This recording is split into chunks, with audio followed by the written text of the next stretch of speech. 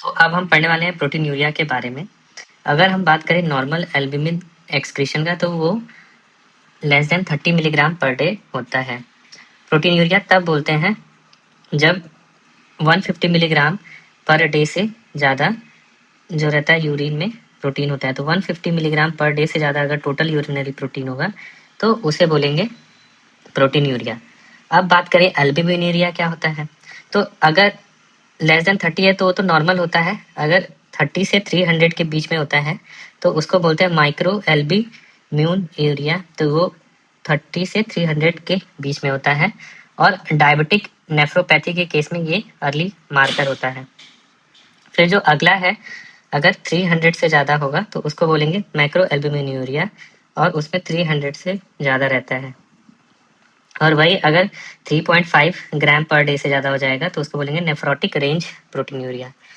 फिर अगर हम बात करें तो प्रोटीनूरिया के लिए अगर कोई भी टाइप का प्रोटीनूरिया होता है तो वो पैथोलॉजिकल मानते हैं जब तक कि प्रूवन नहीं होता है। एल्ब्यूमिनुरिया जो रहता है बेसिकली हम लोग इसको सीकेडी प्रोग्रेशन से कोरिलेट करता है, तो उसके ग्रेडिंग में भी यूज़ करते हैं और प्लस कार्डियोवास्कुलर मोर्टेलिटी भी बताता है। तो सबसे पहले अगर हम बात करें प्रोटीनूरिया की, तो प्रोटीनूरिया जो रहता है सबसे पहले ग्लोमेरुलस से हो सकता है, तो उसको बोलते हैं ग्लोमेरुलर प्रोटीनूरिया। इसमें बेसिकली जो फिल्टरेशन बैरियर होता है, ग्लोमेरुलर फिल्टरेशन बैरियर, वो डैमेज हो जाता है जिसकी वजह से एल्ब्यूमिन जो रहता है वो लीक करने लगता है। अगर सिर्फ एल्ब्यूमिन लीक होता है तो ये यूजुअली मिनिमल चेंज डिजीज में मिलता है। और अगर नॉन सेलेक्टिव हो रहा है ग्लोमेरुलर प्रोटीनूरिया तो वो बेसिकली उसमें एल्ब्यूमिन के साथ अदर प्रोटीन जैसे कि आईजीजी और ट्रांसफेरिन ये सब भी होते हैं, और ये बेसिकली एडवांस डिजीजेज में मिलता है जैसे कि फोकल सेगमेंटल और ग्लोमेरुलोस्क्लेरोसिस और एमपीजीएन के केस में मिलता है। तो ग्लोमेरुलर प्रोटीनूरिया कितने टाइप का हो गया? 2 टाइप का, एक सेलेक्टिव और दूसरा नॉन सेलेक्टिव। तो यूजुअली अगर हम बात करें प्रोटीनूरिया होता क्यों है, क्योंकि जो ग्लोमेरुलर बेसमेंट मेम्ब्रेन होता है वो नेगेटिवली चार्ज रहता है। तो ये ग्लोमेरुलर बेसमेंट मेम्ब्रेन रहता है नेगेटिवली चार्ज रहता है। तो जब ग्लोमेरुलर बेसमेंट मेम्ब्रेन वो नेगेटिवली चार्ज जो होता है उसको लूज कर देता है तो उसकी वजह से ग्लोमेरुलर प्रोटीनूरिया होता है। तो लॉस ऑफ चार्ज सेलेक्टिविटी दूसरा, पहला तो ये हो गया। दूसरा जो रहता है पोडोसाइट जो रहते हैं वो इंजर्ड हो जाते हैं और there is slit diaphragm defect. तो इस तरीके से ग्लोमेरुलर प्रोटीनूरिया होता है। जो दूसरे टाइप का प्रोटीनूरिया होता है वो ट्यूब्यूल से हो सकता है, उसको बोलते हैं ट्यूबुलर प्रोटीनूरिया। इसमें बेसिकली होता क्या है कि ट्यूब्यूल्स जो रहते हैं वो जो रहता है रीएब्जॉर्ब नहीं कर पाते हैं, क्योंकि लो मॉलिक्यूलर वेट प्रोटीन जो होता है यूजुअली फिल्टर होकर के रीएब्जॉर्ब हो जाता है। तो ट्यूब्यूल्स जो रहता है उसको रीएब्जॉर्ब नहीं कर पाते हैं। अगर हम बात करें यूरिन की, तो यूरिन में अल्फा 1 माइक्रोग्लोबुलिन होता है, बीटा 2 माइक्रोग्लोबुलिन होता है और रेटिनॉल बाइंडिंग प्रोटीन होता है। तो ऐसे केस में जो रहता है अगर हम बात करें तो ट्यूबुलर प्रोटीनूरिया बोलेंगे। तो जो ये चीज़ होता है ट्यूबुलर प्रोटीनूरिया, ये बेसिकली 4 केसेस में मिलता है। पहला जो रहता है एक्यूट ट्यूबुलर नेक्रोसिस के केस में मिल सकता है। फिर जो दूसरा रहता है एक्यूट इंटरस्टिशियल नेफ्राइटिस में मिलता है। तीसरा जो रहता है फैनकोनी सिंड्रोम के केस में भी मिलता है। और चौथा जो रहता है हैवी मेटल टॉक्सिसिटी होता है तो उसमें मिलता है। फिर जो अगला प्रोटीनूरिया अगर हम बात करें तो ओवरफ्लो प्रोटीनूरिया होता है। इसमें बेसिकली होता क्या है कि ओवर प्रोडक्शन होने लगता है। अब जितना ट्यूब्यूल्स एब्जॉर्ब कर सकती हैं उससे ज़्यादा प्रोडक्शन होने लगता है, तो इसको बोलते हैं ओवरफ्लो प्रोटीनूरिया।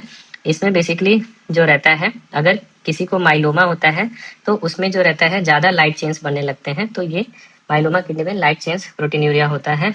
जबकि हीमोलिसिस के केस में हीमोग्लोबिन जो रहेगा वो लॉस होने लगते हैं। और अगर रेब्डोमाइलाइसिस होता है तो मायोग्लोबुलिन। तो इस तरीके से हम बात करें तो जो रहता है ओवरफ्लो प्रोटीनूरिया प्रेजेंट करता है। अब जो इसमें लाइट चेन जो रहता है, लाइट चेन कई बार जो रहता है टैम हॉर्सफॉल प्रोटीन से बाउंड कर जाता है और बाइंड करके ये जो रहता है कास्ट नेफ्रोपैथी कर सकता है, कास्ट नेफ्रोपैथी करता है और यूरिन में कास्ट की तरह प्रेजेंट करता है। फिर जो अगला प्रोटीनूरिया होता है वो होता है post renal proteinuria. Post renal proteinuria basically inflammation की वजह से होता है, जैसे कि यूटीआई हो जाए, प्रोस्टेटाइटिस हो जाए या स्टोन हो जाए। तो ये जो रहता है इसको बोलते हैं पोस्ट रीनल प्रोटीनूरिया। ये जनरली माइल्ड होता है और मिक्स्ड टाइप का होता है। फिर अगर हम बात करें, हमने देखा सबसे पहले प्रोटीनूरिया के टाइप्स के बारे में। अब हम बात करते हैं फंक्शनल या बिनाइन प्रोटीनूरिया। तो कुछ प्रोटीनूरिया ऐसे होते हैं जैसे कि फीवर के बाद होते हैं, एक्सरसाइज के बाद होते हैं, या बॉडी स्ट्रेस में जाती है, सीजर्स या डिहाइड्रेशन की वजह से होते हैं। तो उसको हम लोग जो रहता है बोलते हैं फंक्शनल या बिनाइन प्रोटीनूरिया। और इसमें बेसिकली अगर हम बात करें तो इसमें एक और कैटेगरी होती है जो रहता है जिसको बोलते हैं ऑर्थोस्टैटिक या पोस्चरल।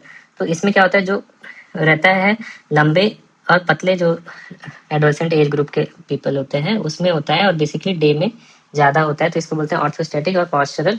और ये बेसिकली एक फंक्शनल टाइप का प्रोटीनूरिया होता है, मेनली फीवर या एक्सरसाइज की वजह से या स्ट्रेस की वजह से हो सकता है। तो इसको डिटेक्ट कैसे करते हैं, तो बेसिकली जो रहता है अगर हमें प्रोटीनूरिया डिटेक्ट करना है तो टेस्ट होते हैं कुछ। पहला जो टेस्ट रहता है उसमें डिप स्टिक टेस्ट होता है। डिप स्टिक टेस्ट में सिर्फ एल्ब्यूमिन के बारे में पता चलता है, तो एल्ब्यूमिन ओनली, डिप स्टिक में एल्ब्यूमिन पता चलता है, लाइट चेंज के बारे में पता नहीं चलता है। और डिप स्टिक में कई बार जो रिपोर्ट आती है फॉल्स पॉजिटिव आता है। फॉल्स पॉजिटिव आएगा इन केस ऑफ अगर यूरिन कंसंट्रेटेड रहे या अल्कलाइन रहे, जबकि अगर डाइल्यूटेड यूरिन रहता है तो फॉल्स नेगेटिव भी आ सकता है in case of diluted urine. फिर जो दूसरा टेस्ट होता है वो होता है सल्फोसैलिसिलिक एसिड।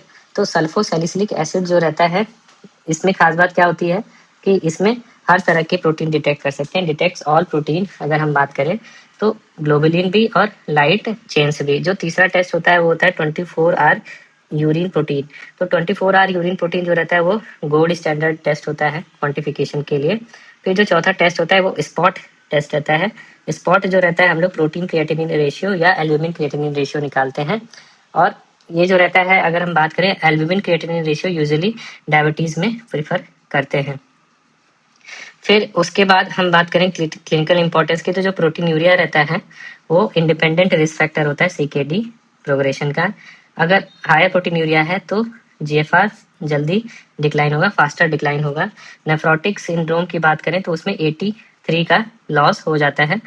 एंटीथ्रोम्बिन 3 के लॉस होने से हाइपर कोगुलेबिलिटी के चांसेस रहते हैं। और प्रोटीन ज़्यादा अगर हाइपोएल्ब्यूमिनीमिया होगा तो एडिमा हो जाता है ड्यू टू रिड्यूस ऑर्कोटिक प्रेशर। तो ये रहता है प्रोटीनूरिया के बारे में।